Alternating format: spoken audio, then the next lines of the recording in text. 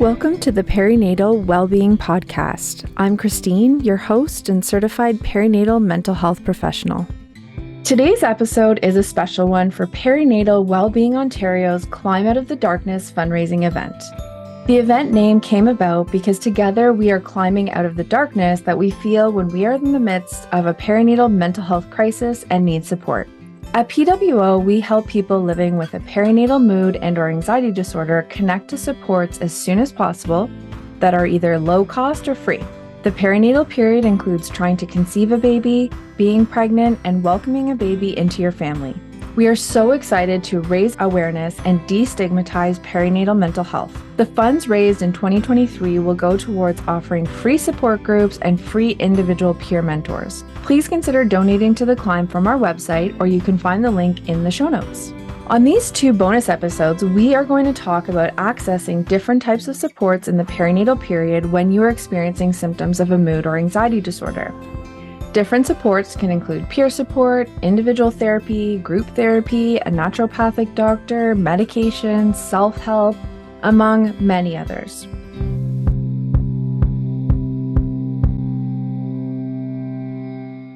On today's episode, I am so excited to talk with Karin Thoms about the benefits of peer support, with Dr. Niki Nephin about working with a naturopathic doctor, and Allison Flynn-Bowman talking about the organization Life with a Baby.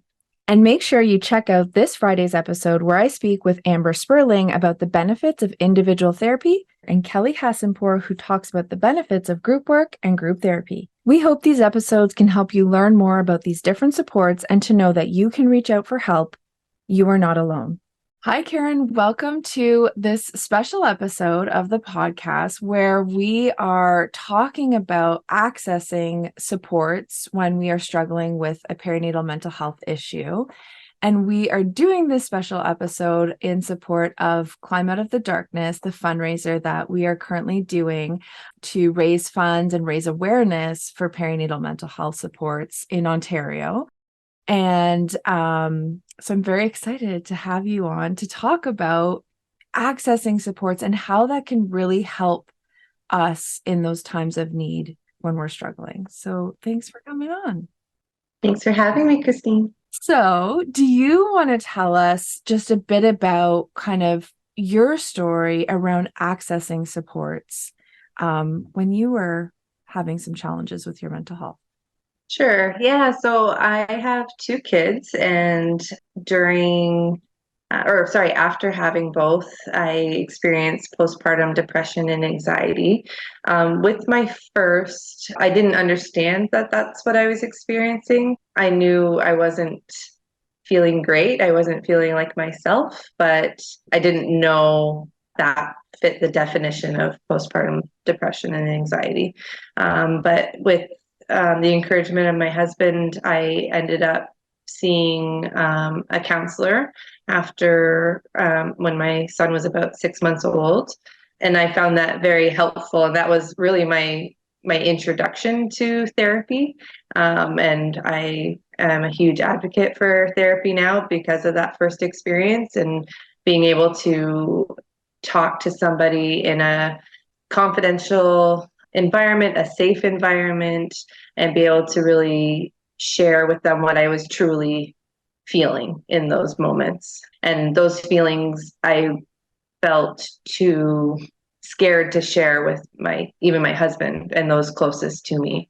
So that was my first experience with support. And then after having what postpartum depression and anxiety look like and are, I had a new counselor who I was seeing during my pregnancy and after in postpartum. And then she suggested to me this peer support program. It was in a group environment, and it was led by peer support facilitators who had also experienced postpartum depression and or anxiety in their history. And I met other parents that were also having the same thoughts and feelings that I was.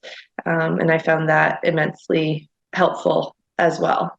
Right. And what was that like, kind of that maybe first time going in there and then hearing other people maybe saying similar things that you thought in your head, or like that they had similar thoughts and feelings and kind of challenges. What was that like the first time you were like, oh, there's other people that are having these similar thoughts?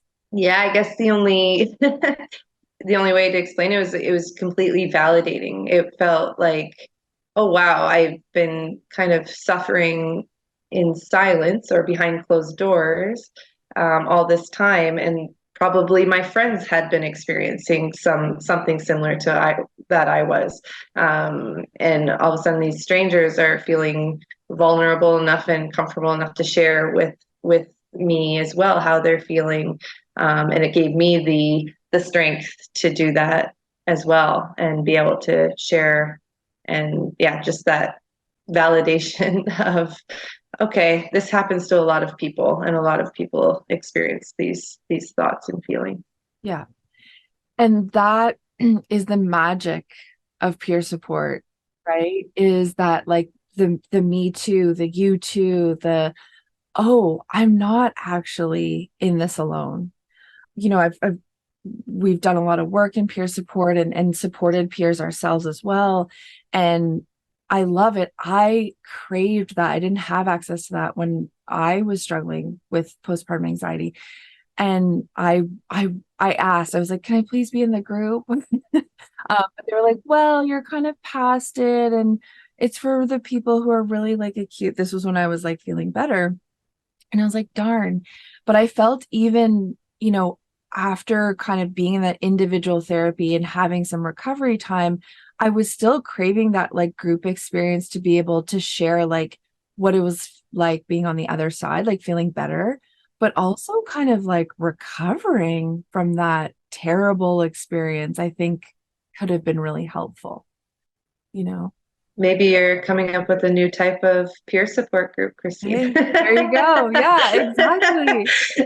Support That, for those in the healing process, you yeah, know? yeah, absolutely, absolutely. And so when you talk about, right, like that not feeling as alone, I think that really speaks to how isolating it does feel are experiencing those symptoms. Yeah.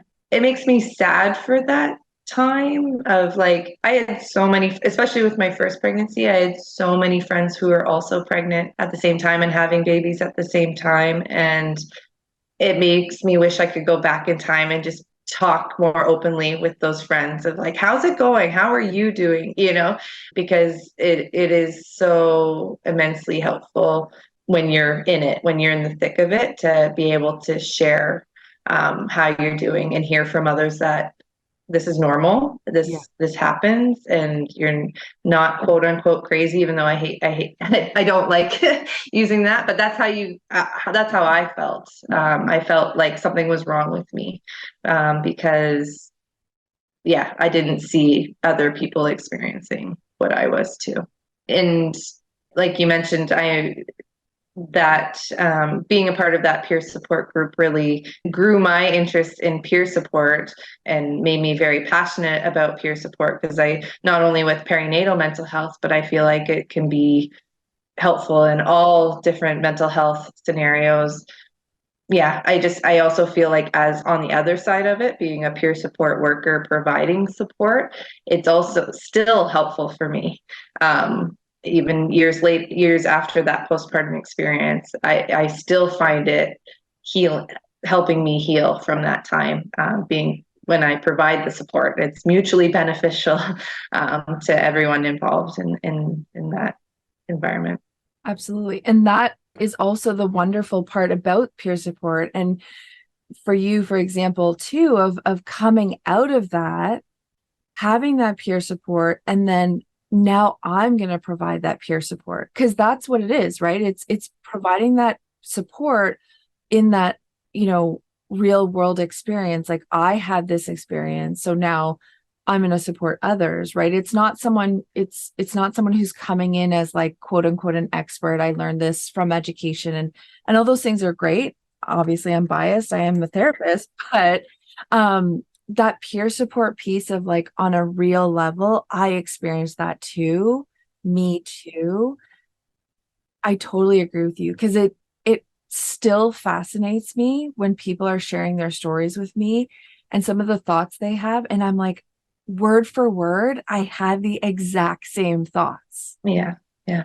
Right? Which is just so interesting, even though our stories are all different, but there's so much commonality, I think, in those challenging times. And even if you haven't experienced it word for word, you have that understanding and you have that non-judgmental about someone having that experience, right? It's like therapy, it's that safe environment of, we want you to be able to share and feel comfortable doing so. That's another reason I love it, is there's no judgment in any part of it. Absolutely. Absolutely. So, can you share a bit of just what that peer support program was like that you went through? Just so people know, if they access those types of programs, what it might look like? Yeah, this one was a study being done through McMaster University in Hamilton. It was how it was presented was cognitive behavioral therapy peer support. So we would go through like steps of identifying what we were feeling and all that. But where the peer support came in was the leader and the other members of the group would not only share their experience, but as you were speaking, would give you validation. You'd see them nodding their head. You'd see, they would jump in and say, yeah, me too, that kind of thing. So I think it was like an 8 or 9 week program. I believe there was 8 or 10 of us in the group. And it was a great group because we made that connection. And then for, I think it was about a year afterwards, we were in a WhatsApp group and we would continue to support each other outside of the structured peer support group. But we were still providing peer support to one another just through text. And yeah, it was wonderful to be able to make those connections with other parents. Yeah. That's awesome. I love that. And don't you find that, especially with parenting, even if we're not talking about like mental health struggles, but even just talking about parenting and like the struggles of parenting and how hard it is, I find that it's so helpful when we do open up to other people and we're honest of like, yes, oh my gosh, it is so hard. Like having a toddler is so hard. Having, when you have baby number two, if that's, happening for you, and you have like maybe a newborn and a toddler, it's like, that is so hard. It's such a busy time. And when we're real and we open up about those things, I find that peer support piece in parenting is just so helpful. I agree. Yeah.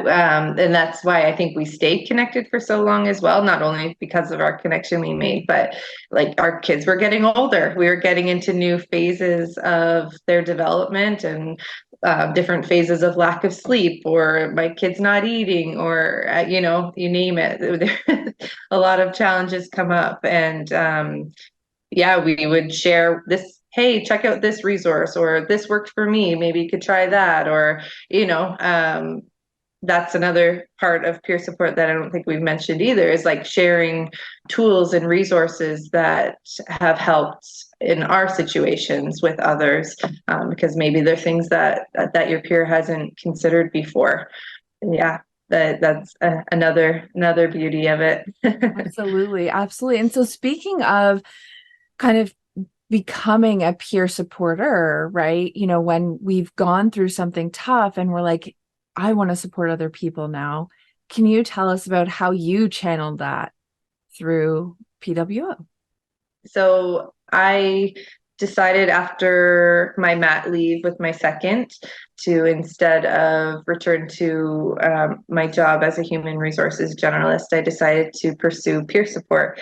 I went through the training through an organization called PeerWorks, and then I reached out to Christine, who had just developed Perinatal Wellbeing Ontario, and together we developed the peer support program, which consists of group support, which we've talked a lot about here. So different types of groups, drop-in groups, closed groups, so about 6 weeks as one group connecting. and then also an individual peer support program. So peers are paired up with a peer support volunteer who has also experienced a PMAD and who have recovered from their PMAD experience for over a year. And they're paired up and they can meet once a week, every other week, once a month, whatever they feel is best for them and their healing process. And they can meet for a period of 3 months or extend it for a maximum of 6 months with their individual peer. Yeah, so it's been a hugely successful program. I know we've had amazing feedback from the peers who have been a part of it, and we've had amazing feedback from the volunteers that have supported peers.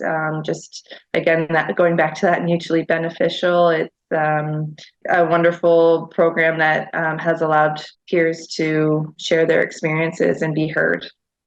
And that is also a big reason why we're fundraising, because unfortunately we've had to put that individual program on hold because we don't have the funds to, pay, you as a manager and, pay a coordinator to do that work, right? You were doing that work for free, volunteering your time, which was incredible.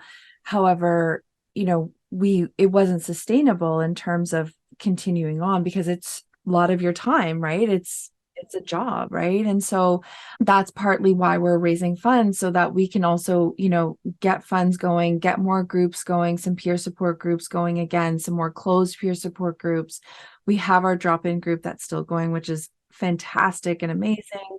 But definitely we want to be able to raise funds, make this more sustainable so we can start up that individual program again because it's been so valuable. Yeah, truly. And another part of those programs is being able to train our peer support volunteers who are also donating their time, but we want to be able to give them the knowledge and background about perinatal mental health and yeah, just to be able to provide adequate support to the peers. That's part of where this funding would go is the time and administration it takes to train our volunteers. Absolutely. Absolutely. So what advice would you give to someone who's maybe hesitant to reach out if they're maybe struggling with some of these symptoms, or they're unsure what they are, or they're nervous to tell someone what they're experiencing? What advice would you give them?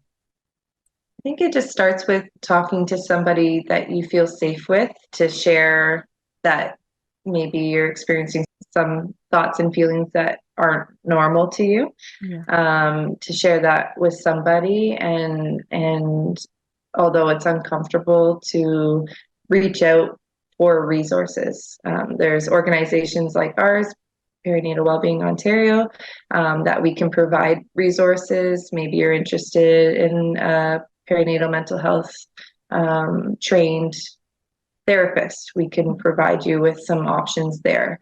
Maybe you are interested in the peer support and feel that a group environment might be helpful. We can provide you with some options there, or the individual peer support. We can provide you with some options. So I think it starts though with kind of recognizing that you don't feel like yourself and sharing that with somebody, because it just starts with that and seeking the support from there. My advice always is just not to keep it inside, because it's not helpful for anyone to be struggling with that on your own. Absolutely. And yeah, if you, like you said, just even opening up to one person, right, closest to you, who you trust, and and then go from there, right? And what's around, ask questions, see what can be potentially accessed in your area. Yeah, mm-hmm. Absolutely. Thank you so much, Karin, for sharing about your story, peer support, how that helped you. And, thank you for the amazing work that you do and, the programs that you've developed in the realm of peer support for those living with perinatal mood and anxiety disorders. It's incredible work that you do. And we are so grateful to have you and the work that you do. So thank you. Thanks so much for having me, Christine. No problem. So on this segment of the Climb episode, I have Dr. Niki Nephin, who is here to chat about working with a naturopathic doctor in terms of coping with perinatal mood and anxiety disorders. So welcome to the podcast, Niki. Thanks for having me. Yeah, no problem. So if you would like to, I definitely want you to share with us about working with a naturopathic doctor and what that can look like. But I'm curious to know from your personal experience and professional experience, what do you think are some challenges that people face when accessing support for their mental health in that perinatal period? Yeah, well, I have some personal experience with PMADs. I have 3 kids. I struggled with all of them, but certainly most with my first.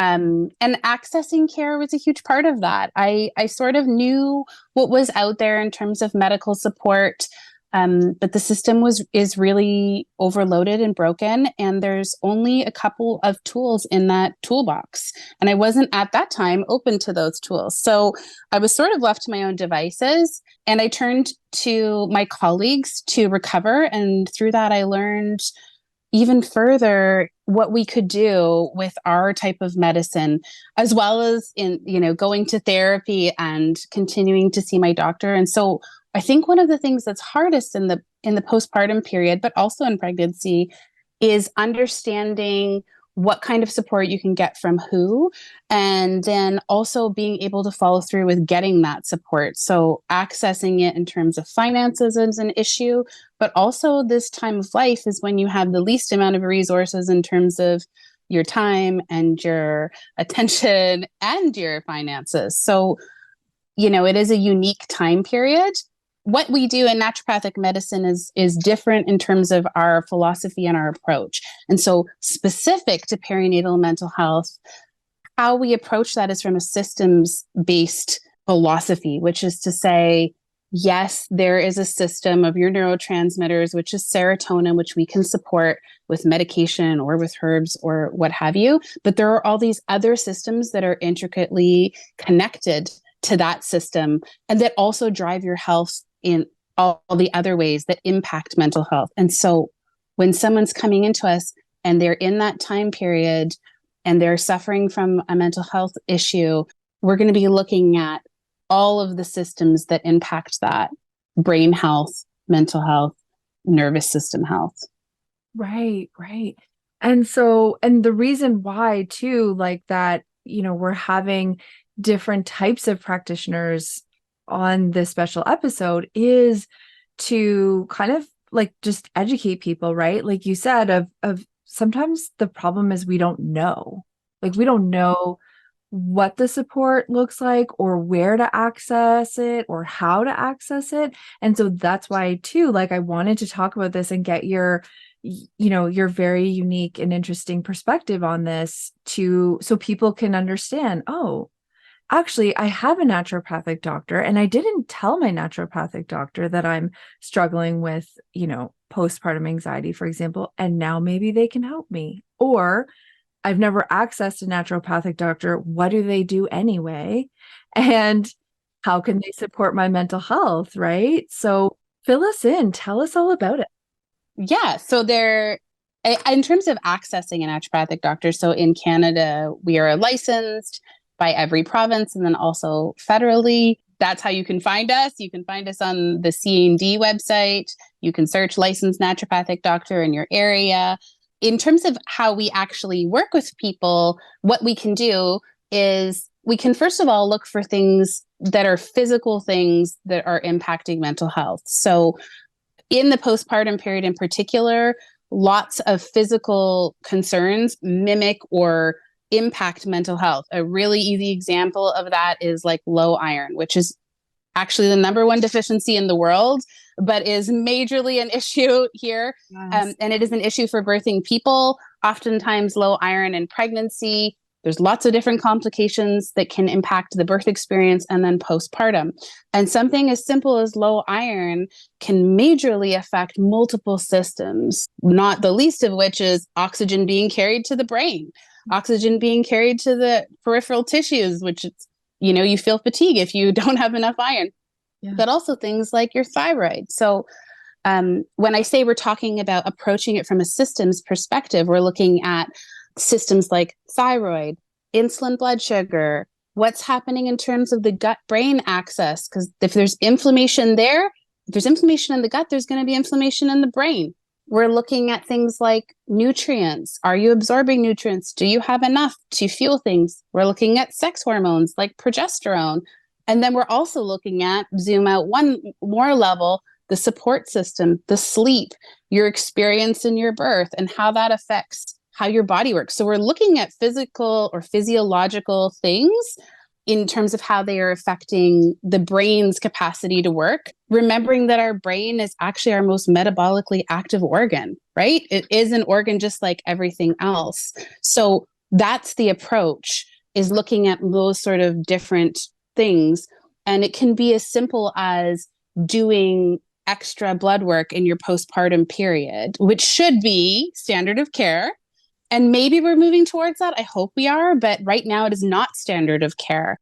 And also, even if you are tested, there's a very big difference between what we call the line of fine and functionally optimal. So you might get your thyroid tested at 6 weeks postpartum and your doctor might say to you, it's fine. Or they may never call you because it's in the range of normal, but it is not in the range of functionally optimal for you or for most people, right? So we kind of exist in those spaces, right? That's our philosophy is very different in the sense that when we're working with people, we're looking at the way that the body functions as the body is seeking homeostasis. It's seeking healing. It's seeking its best expression of who you are, right? And if that's not happening, it's because there's either a barrier or there's building blocks that are missing. And in the postpartum period, there are lots of barriers. You're not getting sleep. You have a brand new human that you don't know how to take care of. We lack a systemic structure to help you take care of that human or for you to even understand what that looks like. Lots of people are coming out of birth with experiences that aren't ideal, that they're also processing, negotiating partner roles, like all of those things. And then all the things where we can have, the lack of the building blocks. So like, is there enough iron? Is there enough of other nutrients? Is the thyroid working? What happens after that huge roller coaster of hormones that change during delivery? And then what's happening in terms of the rest of the systems in the body. So our approach is to kind of look at all of those things as a whole and then create a strategy about where to start, because that's the hardest part, right? Right. And I guess prioritizing which one, if there's maybe more than one system that's really impacted, I guess it would be important too to prioritize, like, okay, which one do we really target and focus on? And yeah, and that's the difference between what I call like do-it-yourself mental health and like the strategy and support of a professional, is that we're not in the mix with you. We're able to look at that whole picture and then do a deep dive, getting a bunch of information, decide with you what your capacity is, what your resources are, and then come up with a plan of how we can intervene best based on what you have right now. Everyone's going to have different access to support, different access to finances. One of the things that's really tough in postpartum too is in terms of like nutrition, like you need to eat. Not a time for you to be on a restricted diet of any sort, right? And then also being able to understand that like you're not a human being existing in a bubble, right? You've got a baby, maybe you have other children, maybe you have a partner, maybe you don't have a partner, are there other family members? And how does that interaction affect things too, right? So a good example of that is when we talk about the impact of sleep deprivation on postpartum depression, for instance, and there's a lot of push towards sleep training to save mothers' mental health or primary caregivers' mental health, it's important to realize that there could be physical reasons why the baby isn't sleeping. And again, so it's kind of looking that's how we kind of widen that gaze as well. So the specific situation that you're in. Right, right. And, you know, when I think about OHIP covered services and, you know, no system is perfect. Yeah, I'm grateful for OHIP covered services that I have been able to access. However, I think it is important to recognize how broken our system is. I'm just going to put that out there, right? It's stressed, right? Stressed. Yeah, absolutely. Overloaded, overwhelmed, all the things, underfunded. But hearing you speak, right, of like, we're taking into account what the patient is bringing into the room, the resources, the support, you know, maybe lack of support, all that kind of stuff, all the things, right? And not just like one thing, right? That I think is so important, because even as a perinatal mental health therapist, I'm looking at those things too. I'm not a doctor. I can't, you know, speak to the same things you do, of course. However, I encourage people to look at those things, even those physical things. And, you know, if you can access a naturopath, go for it. You know, I'm kind of always encouraging people to do that, because it can be so helpful. It's not just, oh, I have anxiety, for example. It is a systems approach that I think is so crucial, whether we're talking about the internal biological systems, the external systems that we live in, you know, even our family systems, right? It's all important stuff. It's all intertwined. And I think that we exist, our culture exists. We really like binary things, right? We really like to be like, anxiety is this, and this is what we do for it. But in reality, when you look at how the body works, if you study how physiology works, it is like a hot mess of connections, right? And that can be really overwhelming when you're trying to figure it out yourself, right? When you're scrolling at night in the middle of the night with a screaming baby going like, what can I take? What can I do? Right? And that's where I think the benefit of the investment with a professional makes sense, because it's not only reducing the overwhelm, but it's creating the strategy. The information is out there. I mean, you could Google, there's lists of supplements, there's doses, what have you, but it doesn't speak to where you are at, what your body is telling you or other people about where to intervene. So it's about creating the strategy, building a team of support, and then being able to pivot depending on how the body responds, right? Like we do something, we watch how the body responds.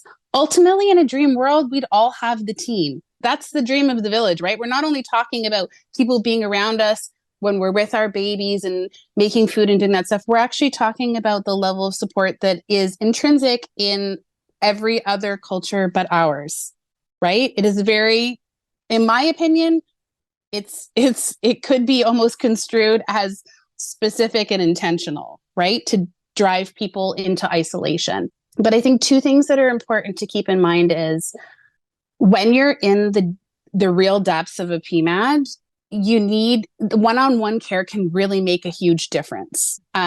I am in the process of developing some group work because I see some of those foundational pieces are things that people could work on their own, depending on where they're at. But I do still think that one-on-one care is important because it can be specific and unique to your situation. And sometimes you need, at least in the short term, you really need to be held by someone who gets what's happening and who can pivot with you in the short term to get your head above water. Often talk to people in the metaphor of like, we need you in a flotation device. You're not going to be able to do any of that deeper layer work, which is usually where the root cause is, when you're drowning. And that's what's often happening in the postpartum period by nature of how chaotic, how huge a transition it is, right? So the flotation device has to be there. You get to choose what that flotation device is.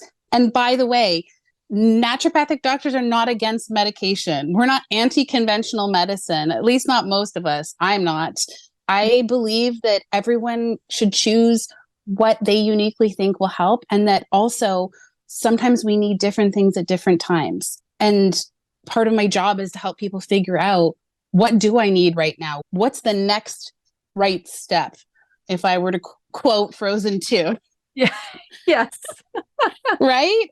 Yeah. It's that sort of like, it's a very specific time in your life. And I think that it does warrant a specific investment in yourself.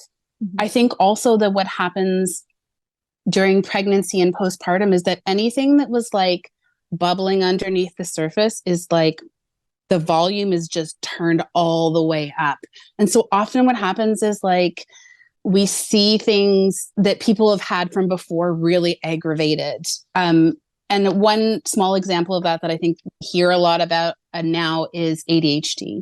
So there are lots of people, particularly women identifying people, who are very brilliant and come up with lots of coping mechanisms around ADHD that completely fall apart in the postpartum and early parenting years. And they're left, often they're diagnosed with anxiety. Of course they have anxiety. There's 1,000 balls flying at them at any given time.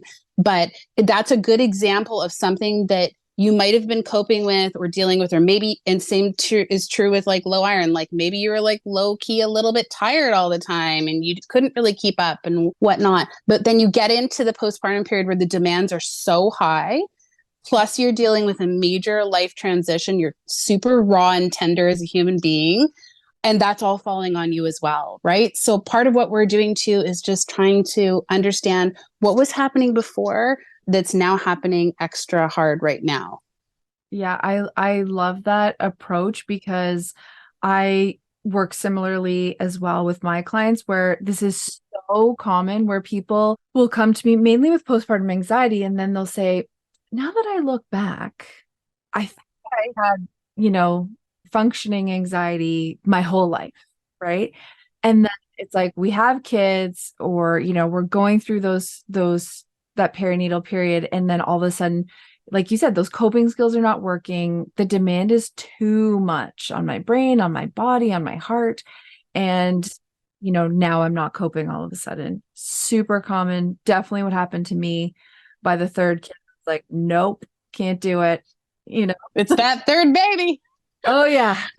Three's a charm. Yeah. And definitely I can. It's so true. Yeah, with ADHD, myself, I do have ADHD, was diagnosed only a couple of years ago.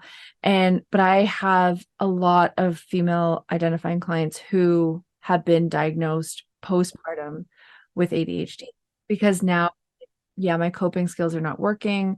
Also, those very rapidly and big changes in progesterone and estrogen, which no one tells you about, has major impacts on our symptoms, and that can be really tough. Yeah. And it might be something, another really common example is like, in terms of like the sex hormones too, is like someone who maybe struggled during their cycle with more intense mood changes around ovulation, which now of course we would be looking into PMDD, which is kind of like PMS but on steroids, right? Yeah. Those people are at extra risk for PMADs because of the change in progesterone. It's not the level of the hormone that's the issue for them. It's actually sensitivity to the change. So we know that if I'm working with someone in pregnancy and I know that, then we're like preparing for that, right? And I mean, lots of times I think too, like you have your first child and you're completely blown out of the water because you have no idea. And then, you go to have another one. It's like, oh my gosh, what happened and how can I? So a lot of the people I work with also are coming to me going, this is what happened to me in my first pregnancy. What can I do now? Right? Like, how can we prepare for it? And absolutely you can. Absolutely you can prepare for that. Even just making sure that you have the supports in place is a huge difference, right? Optimizing nutrient levels between pregnancy is another huge thing. And something that's important about that is understanding then what types of vitamins should I be using? What sort of dosages should I be using to like address these things, right? So it really is a huge time in our lives, right? Yeah. As you said, like the demands are high. So I wish that we had systems that it is the core of preventative care, right? It's prevention versus reaction. And that's the problem with our OHIP system. It's reactionary, right? Like if you do go, so generally, this is generally in Ontario and Canada, if you have signs and symptoms of a PMAD, you go to your doctor and they refer you to a psychiatrist. They are going to check your thyroid levels. However, why couldn't we do that before? Like if thyroid check maybe years ago, actually maybe a lot of the struggles that came with that might have been mitigated, right? But no, we'll just do it when it's like a $20 test, right? And imagine if we get into that piece, I mean, we could go into it. I think just understanding that the system as it is not serving people. We know that. We knew that before COVID. COVID broke it completely. I think that the statistic was, we did a podcast about mental health during COVID, and I feel like this, I don't know if I have it, but the statistic was crazy. Oh, it was the statistic of how many people were reporting basically symptoms that would be consistent with a diagnosis of a PMAD was outrageous. No surprise. So, yeah. And so I am not a numbers person, but I'm fairly confident in this one. So 1 in 5 prior to COVID, 1 in like 3, but more so 2, 1 in 2 people reporting. And that's people that report. Right. So if we're looking realistically, I would, we could probably assume or guess that like the majority of people who had babies or fertility challenges during that intense time of COVID and lockdowns were probably struggling in some aspect with their mental health. That's huge. And yet the stigma is still there, right? Oh. Nobody wants to go to the mom and me or dad and me baby group and be like, I sit up at night worrying if my baby's breathing. I kind of hate my partner. I wish I wouldn't have had this baby. Like those are the thoughts that are going through so many people's heads. And there's so much stigma and shame around it that it blocks people from getting the care. And it's like, that is a sign of needing help. That is a cry for help from your brain, from your body. There are multiple signs coming out and people are afraid to access that care. I mean, that's where I was. I didn't know what to do, even though I was a naturopathic doctor. Yep. I didn't know what to do because when you're in it, when you're in the darkness, when your head is below water, you are, and like any other human being, you need somebody else to help you out of it. And it's so easy for that to get missed and then not understanding or knowing or feeling overwhelmed by the amount of choice, right? And how am I going to make it work? Yeah. So, it's a great passion of mine. I am out there on the front lines trying to help. I understand what it's like. And I just want people to know that it's not something wrong with you, right? There are many, many physical causes of mental health issues. Mental health is health because it's in your body. Yeah. And there are so many ways that you can get better. And none of those should be mutually exclusive. Yeah, absolutely. And I love that you mentioned that, right? Like even, when you said naturopathic doctors, we're not against medication. Like it is about, I think, being able to access as much support as you can in whatever you can, because it can be great to look at these things from all over. For some people, they don't want to take medication. For some people, they want to take medication. They don't want to do therapy, right? For some people, they rather like look at more so the natural route and how can I support my health and my body with supplements and vitamins and all those wonderful things. There's no reason like why we can't like all work together. You can have it all. You can only in this circumstance. Yeah. You can have it all. You can have both, right? Sometimes people have medication, which is the flotation device. And then maybe we're working on blood sugar. Maybe we're working on the thyroid. Maybe we're working on the hormones. Those don't directly impact serotonin. The medication impacts serotonin. That's one pathway. There's like 10, right? And even if it's working for you consider that there might be other things that would help it work better, right? Also doesn't have to be forever. Sometimes it can be helpful to hear it from somebody else that it's like okay to do that, right? Understanding like what are the choices in medications? What would I be looking for? How do I make that decision? Again, like I think we get stuck in that sort of binary thinking of like medication or natural. We can have both of those. As naturopathic doctors, we're trained in pharmacology. We understand how medication works. We don't interact with the same pathways that the serotonin is on. Or if we are doing that, we're doing it very, very carefully. There's so many different ways to work on the issue. And more often than not, it's not just one thing. The body is sort of like a domino effect in that when you get close to where that root cause is, as you address that, other things start to correct themselves or come into view. But again, the postpartum period is very unique. It's very different than if we're dealing with anxiety in a different time of life. And I consider postpartum, by the way, to be like pretty much forever after a baby, but most certainly the first 5 years.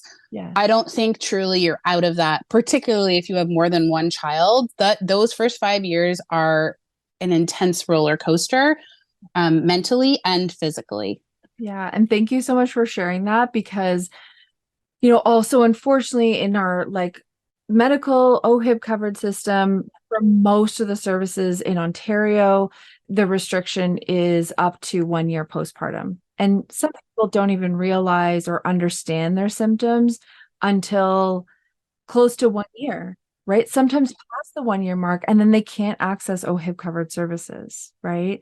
Which makes it really tough. And so talking about accessibility, can you share with people how they can access a naturopathic clinic?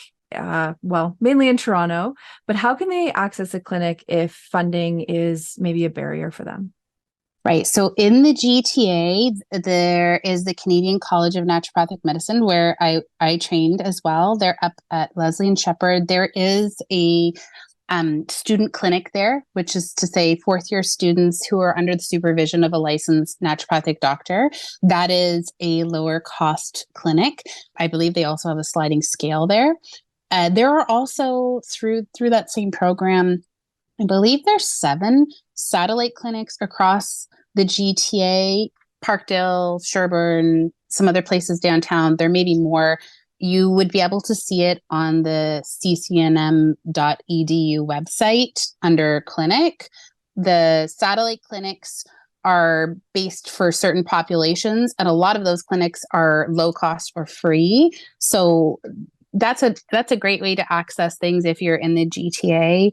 If you're not in the GTA, or if you're looking for a different level of support, one-on-one with someone, you can find naturopathic doctors on our provincial association website or the federal association website. You can pretty much just Google licensed naturopathic doctor. I work in the GTA virtually, and the group work, I think, is where we're trying to head next. I think see a lot of my colleagues also doing it for different things in terms of different, like more, I would say, focused on certain specific conditions. But that's what I'm trying to work on next, right? Is offering sort of like a foundational support program that would be lower cost for folks too. For people in the perinatal period? Yeah. Lovely. Yeah. For people in the perinatal period who want to work on their mental health, that would be the goal and the focus. And if you have extended insurance, there's often coverage, but it can be, accessibility is one of the stumbling blocks for sure. Yeah, absolutely. And I totally appreciate you sharing those resources. And where can people reach you? Yeah, my website is www.nikkithenaturopath.com. Nikki is Nik. I'm on Instagram, Nikki the Naturopath as well. So you can find me there, Facebook, all the places out there preaching to the choir. Perfect. Yeah. So I will also link all the in the show notes, all the information that you gave. So of course, all your contact information, the website, your Instagram, social media links, and then the clinic college links, clinic. Yeah. College links, and where to find you and your colleagues and stuff. I will put all that in the show notes. So feel free to access that if you are listening and didn't get a chance to write any of it down. So thank you so much, Nikki. I really appreciate you coming on and sharing a bit about naturopathic medicine and how you can help support people who are experiencing a perinatal mood and or anxiety disorder. And I would love for us to really get in depth and talk more about this. So stay tuned. Hopefully that will happen soon. Awesome. Thank you so much for having me. And yeah, I hope everybody out there is doing okay. Thank you. Thanks. So in this segment of the podcast for the Climb episode, we have Allison Flynn-Bowman from Life with a Baby, who is here to talk with us about peer supports, about what Life with a Baby does, and about the Climb and why we're raising funds to keep doing this work. And so, Allison, thank you so much for being on the podcast. Thank you so much for having me. Really excited to chat with you today. Thank you. So do you want to share with us a bit about kind of what brought you into this work? Certainly. So I brought the chapter of Life with a Baby to Niagara in 2017 after I had my daughter. With my son, he was my first child. Okay. It was a lot easier to develop that social support network because I was doing more of the things through the region. I actually met an amazing group of moms where we did the parent talk, and then we met up every week afterwards. And it was great because it gave us that thing to do. And obviously sometimes you didn't do it. It was just a fun, but I found it really helped my mental health to have something that forced me out of the house. Otherwise, it was just too easy to fall into the same old routine. So when I had my daughter 20 months later, it was a lot harder to find that sort of thing because it's harder to have a newborn and be chasing a wild toddler. So I did find myself staying home a lot more, and it started to really make me feel anxious about it. So I brought Life with a Baby here and started hosting events in the area. And again, even just having a couple events a month that would force me to get out also let me meet other moms that were in the similar life stage. So it was great. I also am an older mom, so many of my kids had already had their kids, or as so many other moms find, their kids aren't on matching mat leaves. So it was really nice to develop other mom friends through that. When I had both of them, I didn't always feel great mentally. But even though I have a psychology degree from my undergrad, I knew it wasn't depression. And that was the only thing that I had ever really heard of. I wasn't depressed. I wasn't sad. I wasn't, again, that sort of like past concerns. It was definitely the anxiety. Yeah. And so it was not being able to rest. It was checking on them every couple hours. It was challenges with breastfeeding that then led me to feel like a major failure in being a mom. All sorts of other challenges, checking on them every couple hours, so then therefore not getting sleep. And so all of those things sort of culminated into what I can now look back and see was postpartum depression. Again, I wasn't postpartum anxiety. I wasn't diagnosed at the time because I didn't know what it was. I did go to one doctor and raise it, and he handed me the HADS assessment scale and then walked out of the room. Didn't ever tell me anything what to do with it. I completed the HADS, and I'll also say that I had the midwives in Niagara who were amazing. And at 6 weeks, I didn't have postpartum anxiety, right? So I filled in the scale, everything was fine. And so it was about a year after my daughter, I was still feeling unwell. So I had raised it with this doctor, and then I left the form on his desk and I never heard back. I then switched doctors. Right. And for people who aren't familiar with the HADS, can you just explain what that is, just briefly? So it's the Hospital Anxiety and Depression Scale, and it just asks some simple questions about how you've been feeling, things that trigger you. And it's just designed to be a really quick screening tool, similar to another acronym that we drop is the EPDS, or the Edinburgh Postpartum Depression Scale. So again, they're just really designed to give a quick sense of if people are experiencing things at a clinical level. So after that, I switched doctors, found a new doctor. At that point, it wasn't really considered postpartum anxiety. It was just regular anxiety. And so I was then able to get treatment for that, which has been amazing. I was on medications for a while. I am now off of medications, but still doing different techniques to make sure that I maintain my mental health. Also, one last thing is my son has been diagnosed with anxiety when he was around 8 years old. And the things that I've been able to implement for him have been super helpful for me, because as most moms, we're very self-sacrificing. We don't really think about the things that we need to do. And so things that I've done for him are also things that I do for myself. Meditation, deep breathing. In kindergarten, he learned the hand method of having your hand up, taking a deep breath in so you get to the top of your thumb, a deep breath out, and holding. I personally don't like holding in a deep breath thing, so I just keep going up and down. But I also use that if I'm feeling anxious or triggered around my family, and we'll use that, and then they'll see that I'm doing that. And so they know to give me 5 seconds and then approach. I love that so much, Allison, because you're also modeling, right? Like for your kids, like when you need a minute and that I can do this, you can do this too, right? And that's what I tell a lot of parents will say that to me, like, I feel so bad because my kid sees me anxious or my kid sees me trying to deep breathe. And I'm like, that's actually a really positive thing because they're seeing you model these coping skills, right? And that's where we learn a lot of these things, right? And that's where we also don't learn a lot of these things is if our parents didn't do that for us, then we don't learn those things to model, right? I will admit that there's definitely times that I don't model. Of course, you're human. But I do always feel proud after I have had a chance to model the proper coping method. Absolutely. That's amazing. And so interesting that obviously all of our stories are different, but like I resonate so much with so much you talked about. And, my third child was when I had my postpartum anxiety, and he was born in 2012. And so even like that, there were still things that didn't change until you had your kids, right? That, I know it wasn't a long time, but I didn't know what postpartum anxiety was either. I thought it was only postpartum depression because that's all we hear in the news, right? Like the headlines, postpartum depression. So I was like, well, I am a bit sad and kind of down, but mainly it was anxiety that was really present for me, and I didn't know how to name it. Yeah, and because I didn't know how to name it, I didn't think, again, that it was at a clinical. I just figured that I just had to like suck it up and, love my kids more sort of stuff. Yes, work harder. Yeah.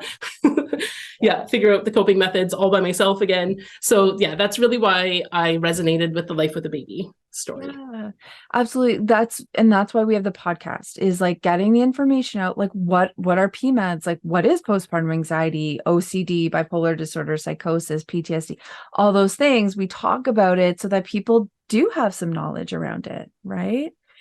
So tell us about Life with a Baby. What is Life with a Baby? So Life with a Baby is a peer support network, and there's a couple different levels to it that I'll talk about in a moment, but really the goal of it is to make sure that parents have the support that they need. So what we hope is that at the lowest level, the light touch peer support, things like coffee meetups, stroller walks, will help them meet other moms and realize that they're not alone.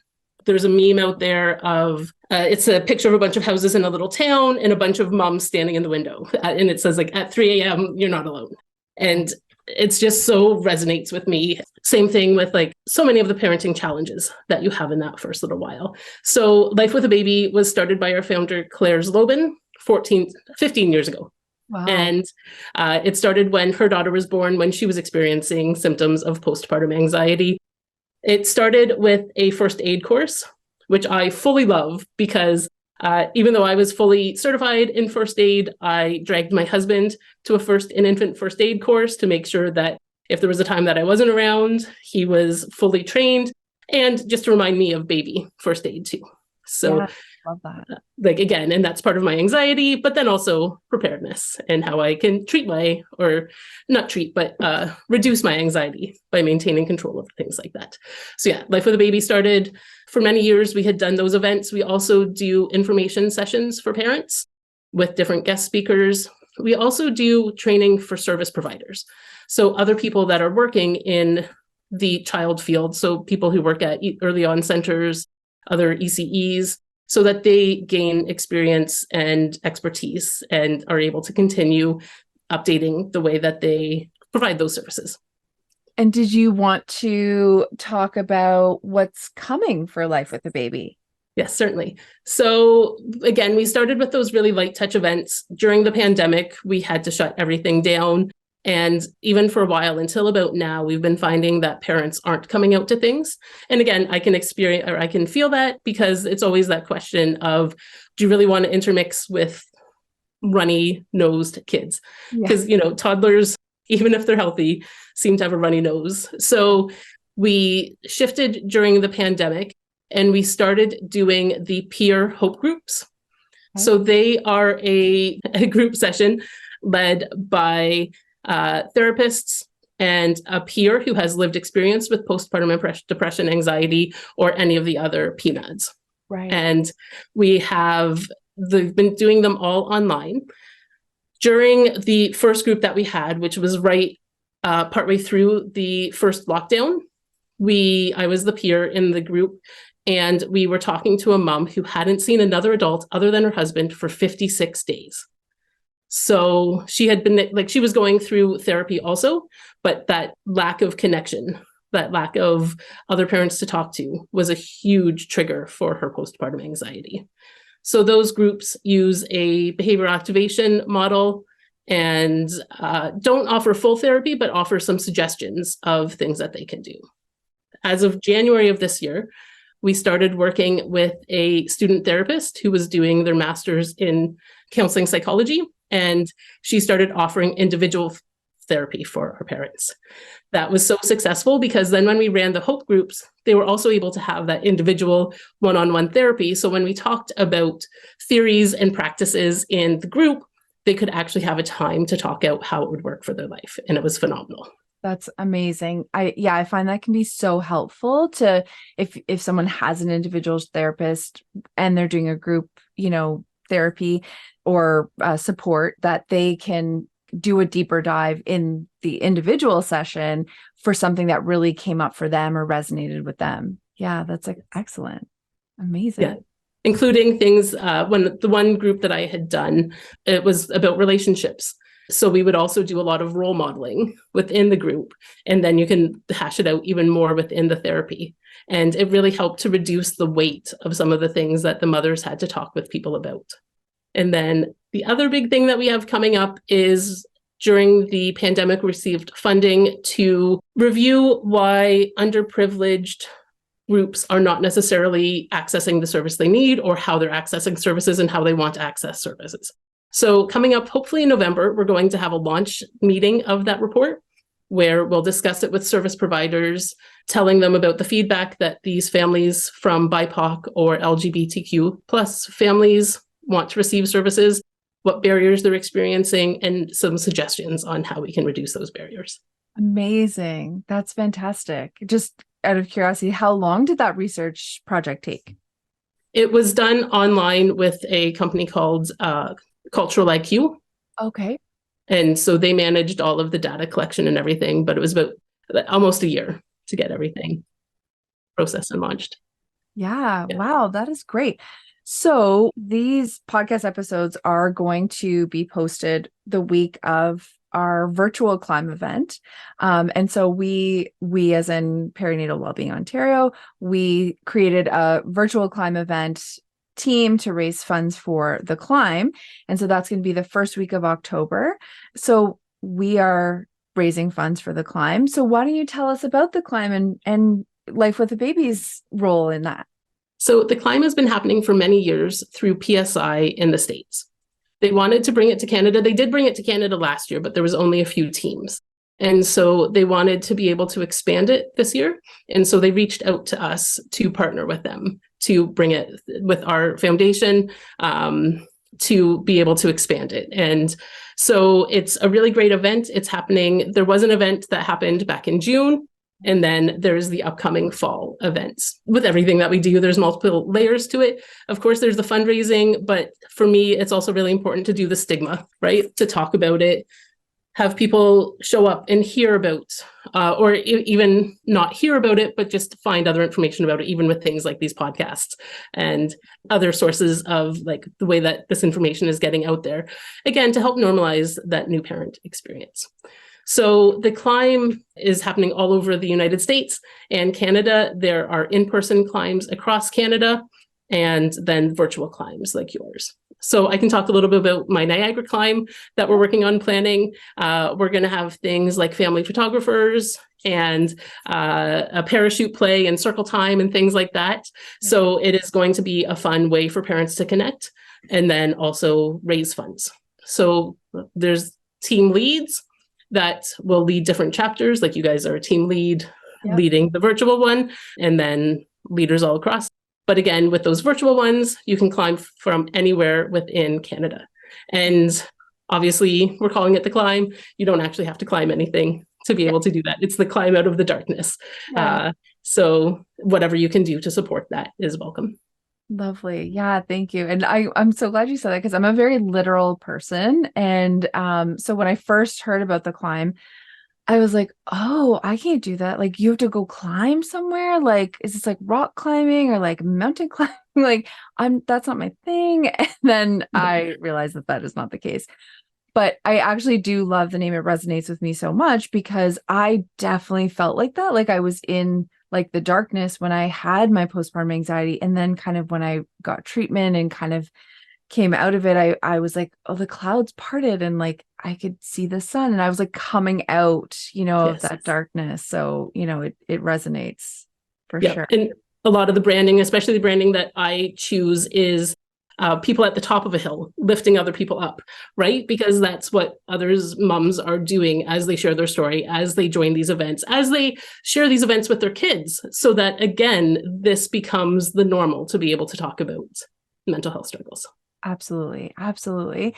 And yeah, so PWO, we are, running a virtual climb event. And so the funds raised, some of the funds will go to Life with a Baby and some of the funds will go to Perinatal Wellbeing Ontario. So, as you said, Allison, we appreciate any and all support and donations. So, that's also why we're doing this, right? Raising funds, but raising awareness, right? Around perinatal mood and anxiety disorders.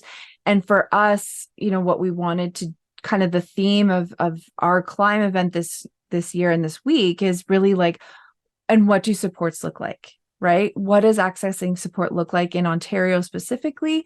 And, how do you access those supports? So that's what we're trying to do. Amazing. And that's something that is a goal of mine for all of the Life with a Baby are run in chapters. And we have community managers who run those chapters. And so if you see a chapter that's active, it generally has a community manager. There might be one-off events in different communities that don't have a full-time community manager. But as part of being a community manager, you get training on mental health and mental health supports, when to recognize it, when to intervene. So even if you are doing something that's really light touch, like I said, coffee walks or coffee meetups or stroller walks, you can talk about it. You can talk about the services that are available. You can become a support person for anyone that, like, you can talk about it in general, but then you can also watch for people that maybe attend an event once a week and then all of a sudden fall off.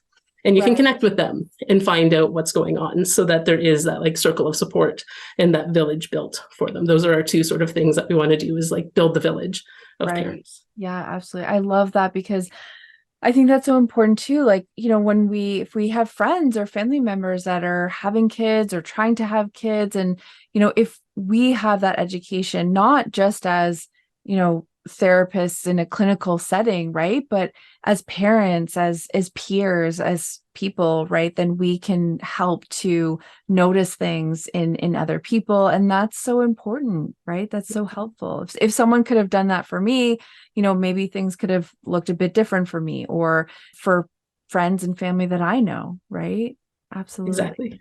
Yeah. And now that I know what I know, every mom, every friend that I have, I chat with them about it. I become like very frank, even not within my mom network. I also work with graduate students at Brock University, and I disclose to them all the time that I have clinical anxiety, because it was actually part of my, like when I was doing my master's, that it really kicked in too. So it is such a high time of stress, similar to parenthood, that big transition.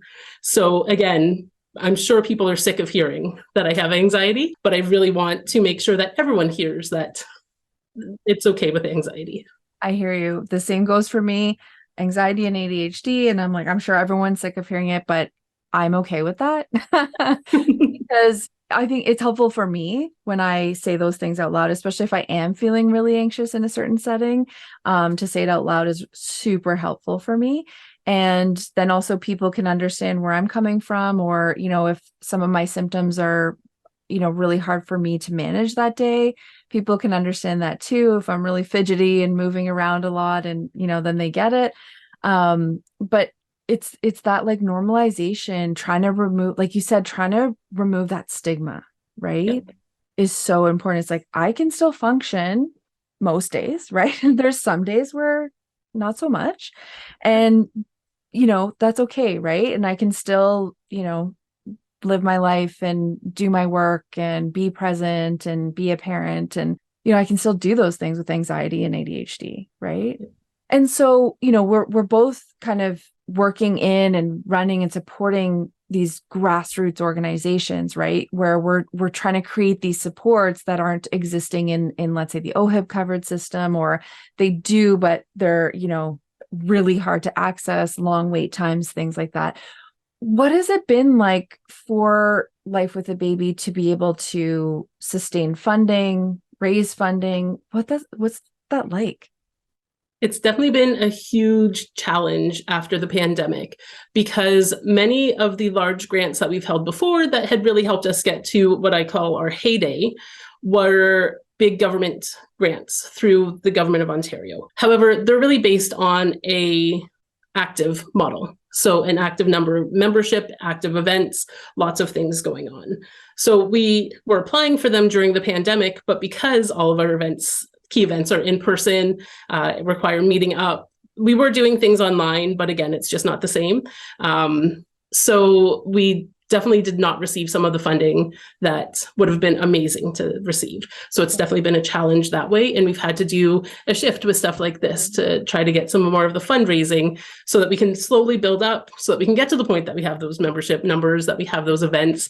And so again, it's that like bad catch-22 within a charity, where you need the money to be able to do the stuff, but then you need to do the stuff to be able to get the money. So it's the where do you start. The other thing is I am only working part-time. So and all of our staff at this point are part-time. So it's also not like we have time to do a big grant proposal that takes a long time to write, edit, and find all the details. So we've sort of had to shift, like I said, to this more fundraising model to be able to start again at the bottom, grassroots it up, and then get to the point that we get the bigger funding.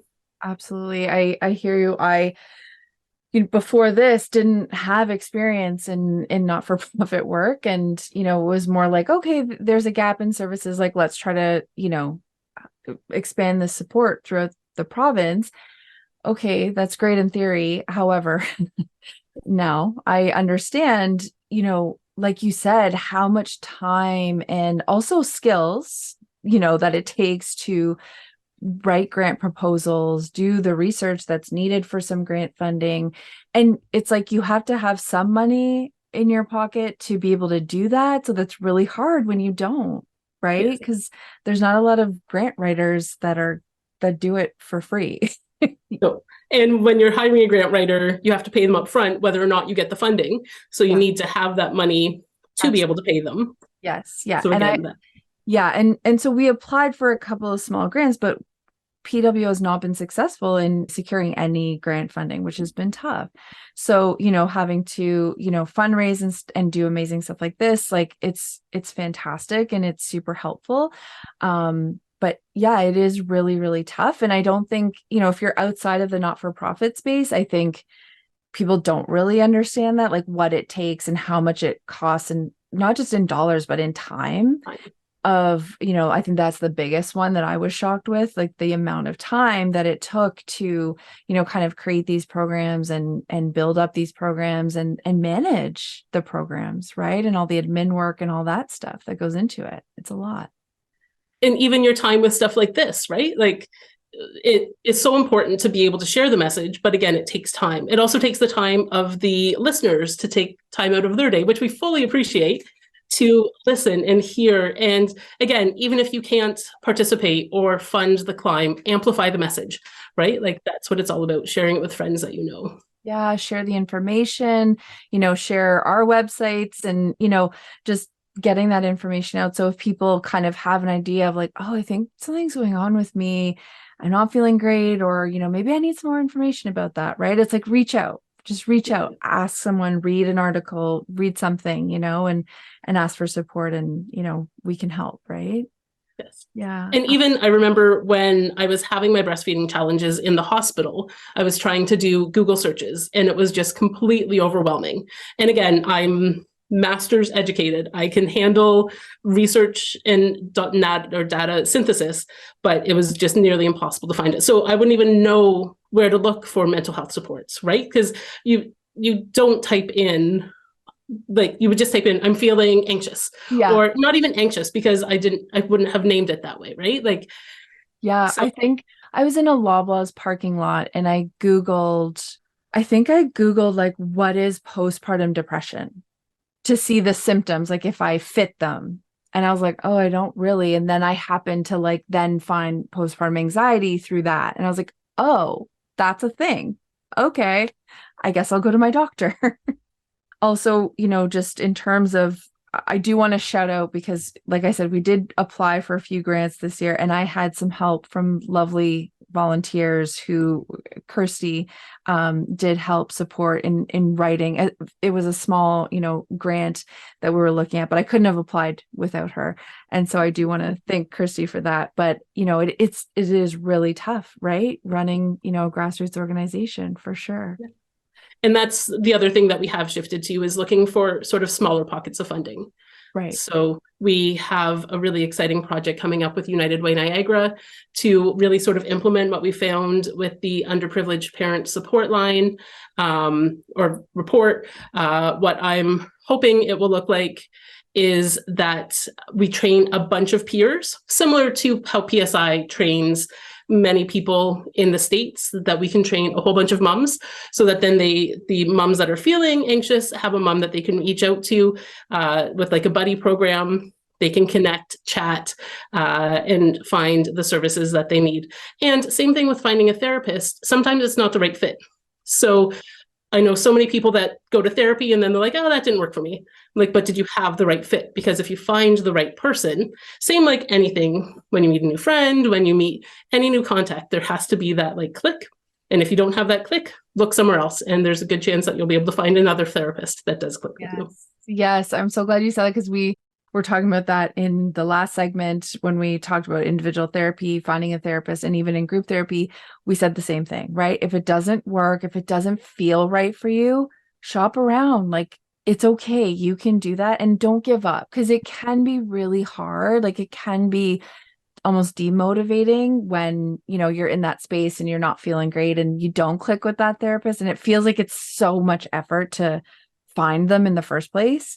But if you can, look for someone new, look for someone that you click with, for sure. And same with peer support. Absolutely. So important. And if you're an anxious people pleaser, you don't want to fire a therapist. Yes. And it's okay. You can fire us. Don't worry. Yes. The therapist can talk to their therapist about the rejection sensitivity. Absolutely. For sure. Yes. Well, Allison, thank you so much for sharing about your story and about what Life with a Baby does, and the amazing work that you all are doing there. And so where can people reach you and find Life with a Baby? Thank you so much for having me and allowing me to talk. And thank you everyone for listening. You can find us at lifewithababy.com. We're also on social. I'm mostly active on Facebook at this time, because I just find that it allows for the type of engagement that we're looking for. And so that's at Life with a Baby on Facebook. Perfect. Awesome. And I will link all of that in the show notes so that people can go in there and just click and find it if they're, busy doing something while they're listening. So we will have all that information in there. And of course, you can donate to the climb with funds going to Life with a Baby and Perinatal Wellbeing Ontario. and help support families and parents in Ontario and across Canada who, are looking for extra support and needing extra support in such a vulnerable time. And for anyone who has donated so far, we are so grateful, and I appreciate so much all the effort. And just a shout out to Lisette Weber, who has been instrumental in running the climb for us and doing such incredible work. I appreciate Lisette so much, and everyone for listening. And Allison, thank you so much for all the work you're doing and for being on the show. Thank you. And thank you for the work that you're doing, and to all of the climb leaders and donors so far. Thank you very much. Thank you.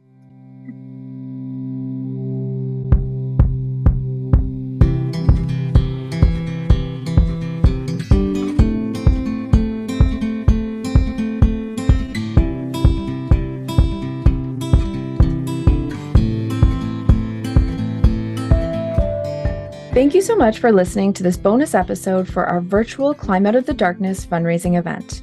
Be sure to listen to Friday's episode where we talk with Amber and Kelly. Please donate to our fundraising efforts either from our website, there's a big button on the top of the page, or you can check the link in the show notes. Please reach out for help and check the show notes for our guest info and how to access support.